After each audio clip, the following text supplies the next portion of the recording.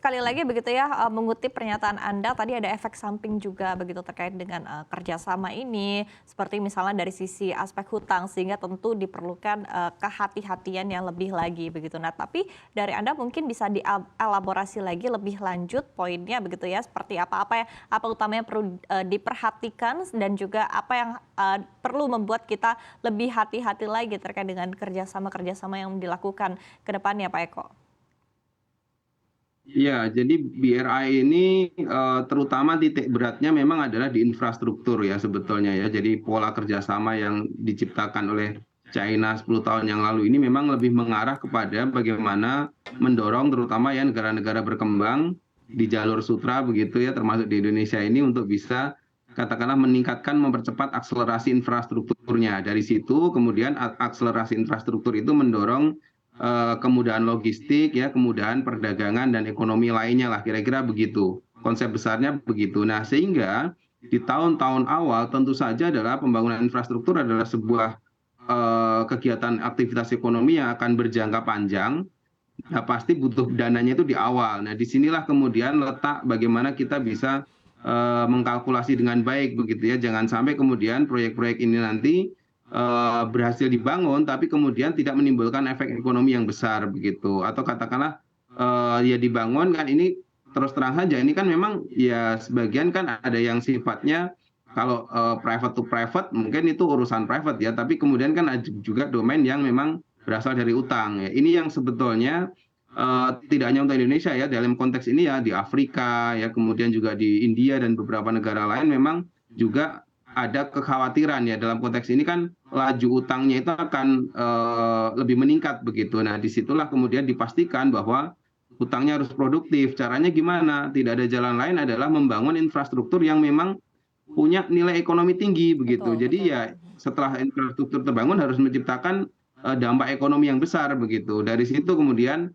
apa ya istilahnya kekhawatiran itu akan hilang ya atau berkurang lah setidaknya begitu Mbak Syarifah. Oke, jadi jangan sampai ada infrastruktur yang mangkrak begitu ya istilahnya Pak Eko sehingga tidak digunakan begitu ya karena nanti akan sayang dan akan rugi tentunya sangat besar. Nah, tapi di satu sisi mungkin dari Pak Yohanes sendiri tanggapan Anda terkait dengan hal ini. Mungkin dari sisi pengusaha juga ada concern-concern tersendiri seperti yang tadi disampaikan oleh Pak Eko, Pak Yohanes. Saya sangat setuju dengan Pak Eko, tapi saya juga percaya bahwa pemerintah Indonesia ini dengan sangat conscious dari resiko-resiko dari kredit ini, mereka masuk dengan mata terbuka. Jadi ya memang semua kredit itu ada resiko, tapi kita harus memilih proyek yang memakai kredit tersebut.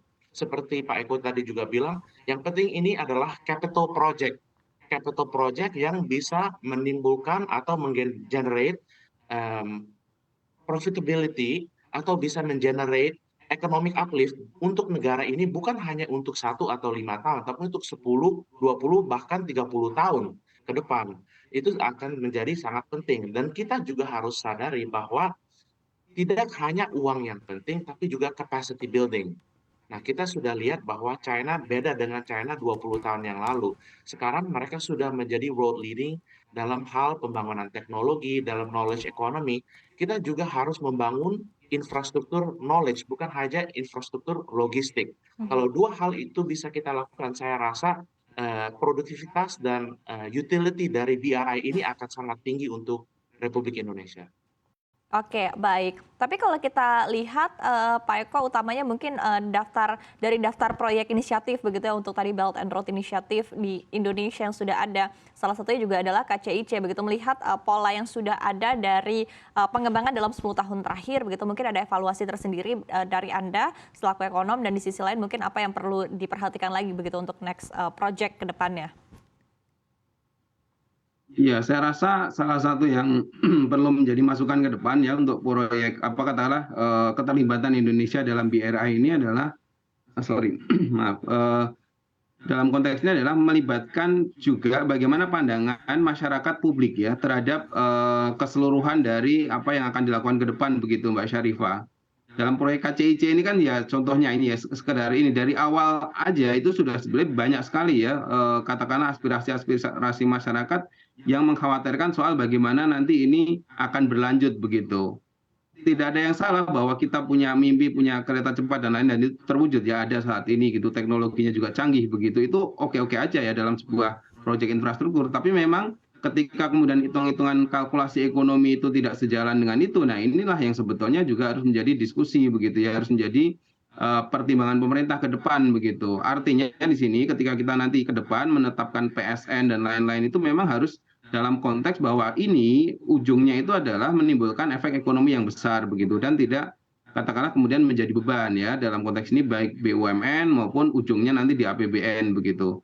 Jadi ya inilah yang kemudian mungkin ke depan juga harus kita perhatikan begitu, karena kan tentu saja kritik atau katakanlah masukan-masukan dari masyarakat ini tidak datang tiba-tiba ya, tapi memang juga melihat bagaimana negara lain juga mengelola program-program semacam ini begitu. Nah inilah ya, kalau menurut saya sih ini yang penting ke depan ya, bagaimana juga melihat aspirasi masyarakat begitu, sehingga keterlibatannya besar gitu. Dan satu lagi terkait dengan kesiapan Indonesianya sendiri yang berbeda dengan katakanlah bentuk-bentuk kerjasama dengan negara lain, terutama negara maju ya, adalah ya China ini fokus saja di infrastruktur begitu. Tapi sebetulnya kayak misalkan bagaimana pemberdayaan dan lain-lain itu kan sejauh yang saya tahu ya, China tidak concern kepada itu yang menyediakan, yang mengusahakan harus negara tersebut begitu. Disinilah konteks bagaimana saya bilang tadi Indonesia perlu menyiapkan diri gitu ya ke dalam, bahwa ini sudah difasilitasi oleh pemerintah, tapi juga pemerintah juga harus memikirkan bahwa ini nanti ya produk-produk Indonesia bagaimana bisa berkualitas dan lain-lain ya. Intinya ekonomi bisa tumbuh itu kalau negara kita sendiri ya yang mengusahakan bagaimana jalan yang terbuka ini bisa kita isi begitu.